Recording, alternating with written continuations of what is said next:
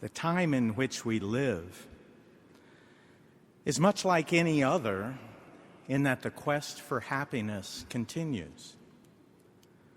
This longing and desire is common to all throughout time without exception. It encompasses people of all races and nationalities, people of all ages, no matter when and where they live. It's part of who we are as human beings. We want to be happy. And happiness is an end, not a means. That is, we want happiness for its own sake, not for anything else. Borrowing a saying from Dr. Peter Kraft, an eminent Catholic philosopher, no one says, "I want to be happy so I can play more golf." No, one plays golf as a means to happiness. In my case, however, that particular pursuit brings extreme frustration rather than any measure of happiness my way. Some believe pleasure, the search for an endless stream of ecstatic experiences is the way to happiness. This clearly seems to be the chief focus of our culture, a culture whose dominant characteristic is boredom. Such a focus results in an obsession with materialism, sensuality, and senseless diversion. Some think, on the other hand, worldly success, fame, and honor, or at least constant affirmation from others, will result in happiness. If everyone tells me I'm great and wonderful, then I must be. But as St. Thomas Aquinas observed, the source of fame and honor lies in others, what they think of us, and not in ourselves. Authentic happiness does not depend on external circumstances, but is due to an inward peace and contentment, independent of circumstances. Still others believe power will make them happy. To be in control is to be happy. Machiavelli's book, The Prince, and The Ring of Power from Tolkien's The Lord of the Rings comes to mind in this regard. During our Lord's 40 days in the desert, Satan tempted our Lord with all of these things: pleasure, wealth, honor, and power. He rejected them all. But I should point out that this relentless search for happiness is how God made us. There's nothing wrong with it in itself. In fact, it would be a sign of something seriously wrong if we didn't want to be happy. But that which leads to authentic happiness has three dominant characteristics, namely truth, goodness, and beauty. Quoting again Dr. Kraft, truth, goodness, and beauty are the three things we all need, and need absolutely. And we know we need them. Truth relates to the mind, goodness to the will, and beauty to the heart. These are the only three things that we never get bored with and never will, for all eternity, because they are the attributes of God, and therefore of all God's creation. Three transcendental or absolutely universal properties of all reality. Truth, goodness, and beauty are called transcendentals because they are in everything that is real. Whatever is real, everything that has being participates in truth, goodness, and beauty. Our Lord himself alludes to the transcendentals in the greatest commandment when he said, we should love the Lord our God with all our mind. Truth. Soul, beauty, and heart, goodness.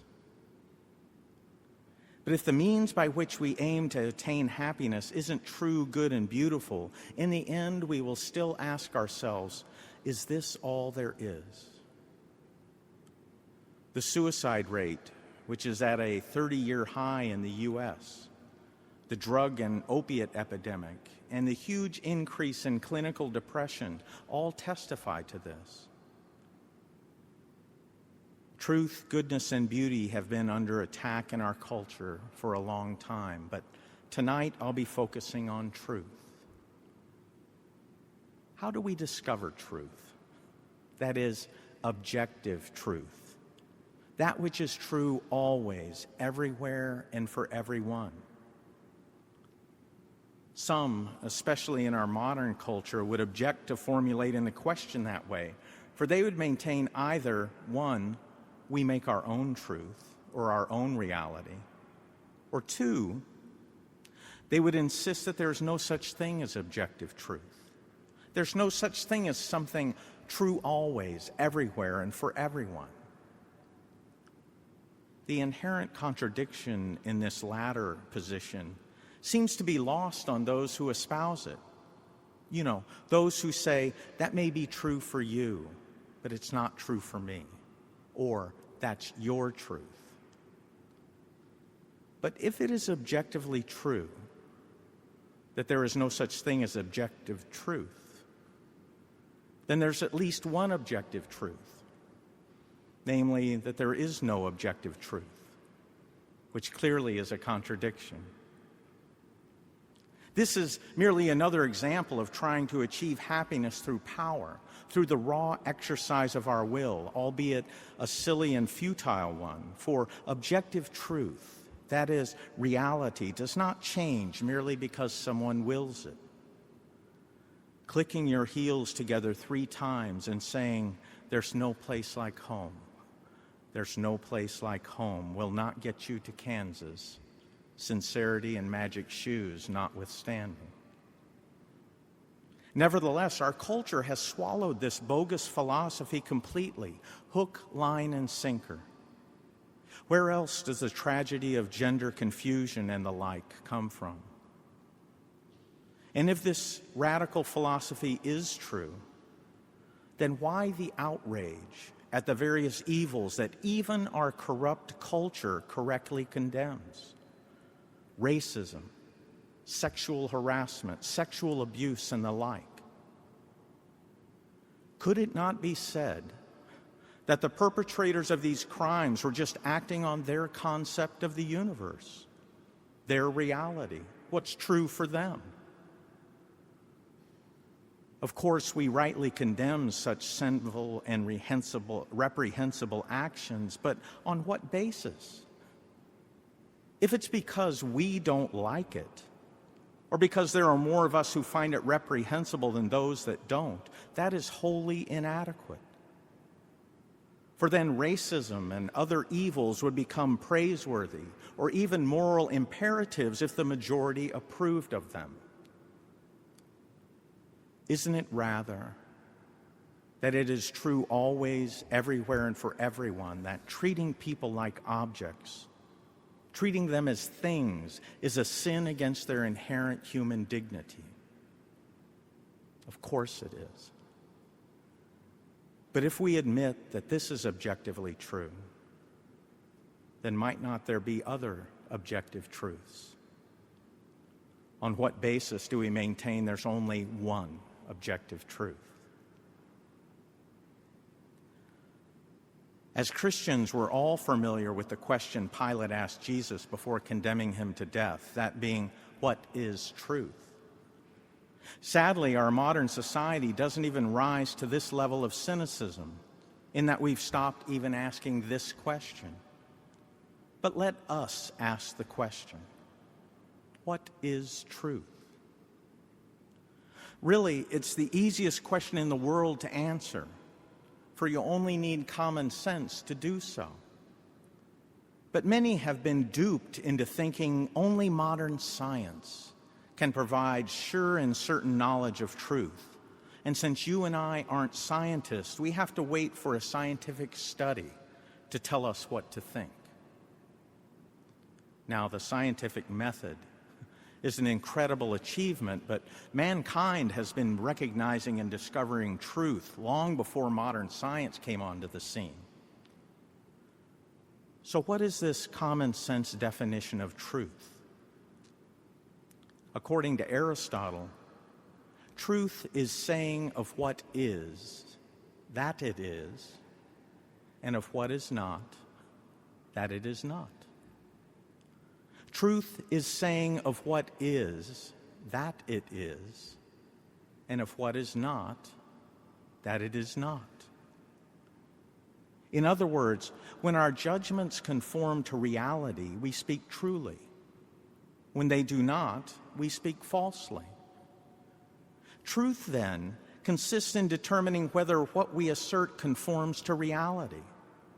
That is, determining what is true relies on a standard, one that's available to everyone: reality. The scientific method relies on reality not being fickle, in being consistent. Otherwise, how could experiments be repeated to verify prior results? But wait, don't we define our own reality? That's what our culture tells us. But how can we verify anything without a fixed standard to compare to? And what happens when my standard's different from yours? And so we end up chasing our tail. You see, the problems with such farcical reasoning absent all common sense, and see what it brings. We have a word to describe this condition, the condition of those who deny reality. We call it insanity. Let's return to the question we asked before: how do we discover truth? Put another way, what are the sources of truth? Modern culture asserts that science and the scientific method alone is the only valid means of discovering truth. But really, the scientific method is but one kind of reasoning. And even scientists will admit that the method only works in the domain of matter. That is, can only be applied to the material universe. How much does a soul weigh? How much space does a spiritual being take up? What's the chemical composition of love, of ideas? Does justice have mass? Science cannot investigate the nature of such things, for its tools only apply to the material. Yet the soul, love, ideas, and justice are just as real as the material universe. They're as real as the material universe we can investigate with our senses. And furthermore, there's a logical problem with asserting that the scientific method is the only means of discovering the truth. If you insist this is so, please show me the experiment that was run. Let me examine the data. What was weighed, measured, or manipulated to reach that conclusion? It can't be done, for the scientific method cannot prove that the scientific method is the only means of discovering truth.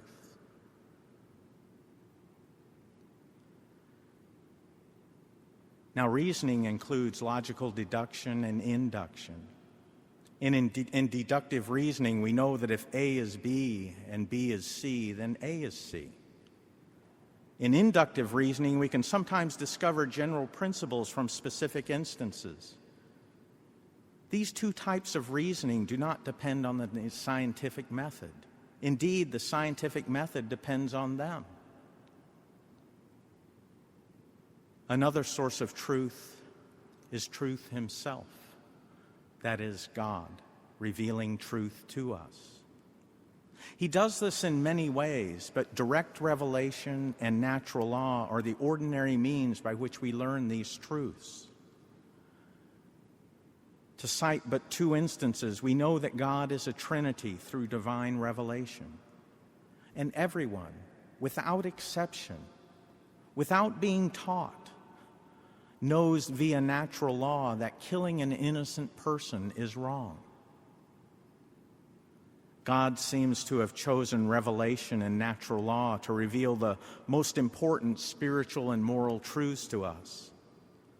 He seems content to let us learn lesser truths like E equals mc squared or the age of the universe on our own. So, contrary to prevailing modern thought, the sources of truth are revelation, direct and via natural law and reason, of which the scientific method is but a subset and upon which it depends. So how does all this philosophizing about transcendentals bring us any closer to happiness? It shows us the futility of trying to achieve happiness outside of the truth, outside of what is real, good, and beautiful. It shows us that our happiness lies in being what we were made to be. The truth is, the reality is, we did not create ourselves. We do not determine our own reality. God is the author and is the supreme reality, that reality being love. With God's grace and assistance, men and women of goodwill who lived before Christ and loved the truth never ceased searching for it. And when they found it, they exhorted others to accept it too. Listen to one of Plato's exhortations to live a life of virtue, an exhortation he gave to a friend who was hesitant to commit himself to a path of virtue that the light of truth pointed him to. Plato told his friend, "I implore you to follow me, my friend, and I will lead you to where you will be happy in life and after death. And never mind if someone despises you as a fool and insults you. If he has a mind, let him strike you. Be of good cheer and do not mind the insulting blow, for you will never come to any harm in the practice of virtue if you are a really good and true man.